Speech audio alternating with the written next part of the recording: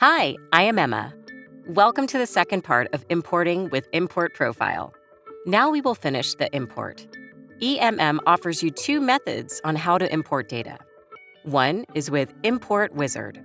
This method is especially useful for one-time imports. Here, you make all important settings step by step. The other one is the Standard Import.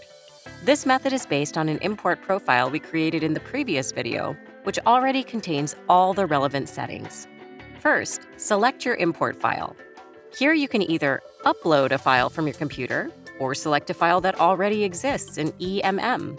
Next, select the appropriate import profile. Now, click on Continue. EMM shows you a preview of all fields that will actually be imported.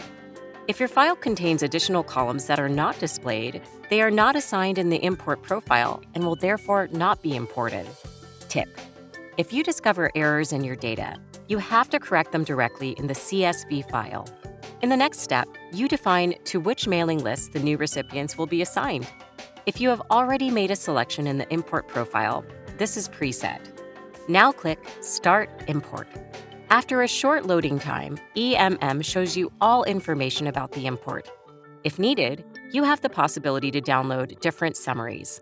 Result gives you a general overview of the import.